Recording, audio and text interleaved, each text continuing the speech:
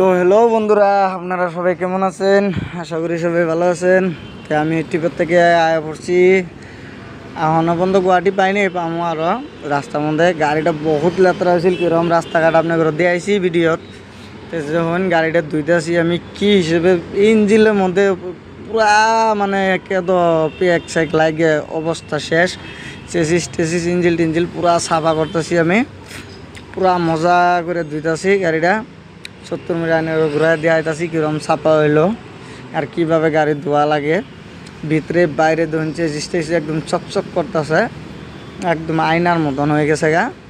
তখনকার ভিতরে দেখুন, এই যে ভিতরে ছাপা করে দিয়েছি, পুরা ক্লিন, একদম কোনো ময়লা নাই এখনকার গাড়িতে, একদম চকচকা। তো ফাইনালি আমি গাড়ি টাড়ি ধুইয়ে বাড়াইয়া আয়া পড়লাম। এটা সকালকার ভিউগুলো দেখুন এনের। তো ফাইনালি আমি রওনা দিয়ে দিচ্ছি গুয়াহাটি যাওয়ার জন্যে।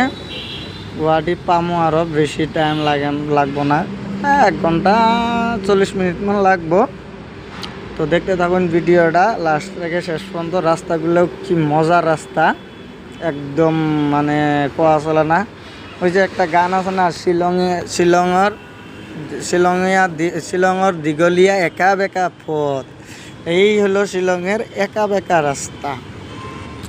একা বেকা রাস্তার মধ্যে গাড়ি চলাও ফিলিংস, বেলেগ রকমের একটা ফিলিংস আহে। একবারই পাইতেছুন কি মজার একা বেকা রাস্তা। তো দেখতে থাকুন ভিডিওটা, পাশে থেকে লাস্ট পর্যন্ত দেখলে গম পাবেন কীরকম করে কি কই যায় কই না যায়। আমার ভিডিওগুলো দেখলে আপনারা গম পাবেন। এরকম ডেঞ্জার জায়গায় যাওয়া নাগে, মানে টেলিকম লাইনে গাড়ি চলাইলে বহুত কষ্ট মানে সীমা নাই, এত কষ্ট হয়, ওভার ইঞ্চি কষ্ট হয়ে জায়গা। তা উপায় নাই, যেহেতু চলন লাগবই, ওটা তো ভাইবে চিন্তা লাভ নাই আর কি, চলাটা তো চলাই লাগবো। তো জায়গা বেশি কিছু কই না, এনে করে বেশি কিছু কইলে আমার মানে কয়েকজন দোষ আছে, ভালো বন্ধু, ভালো কমেন্ট করে মাঝখান তো নয়, ওরাই ফট করে আবার কমেন্ট করে দেয় যে ভাই তুমি বেশি পেশাল পারো,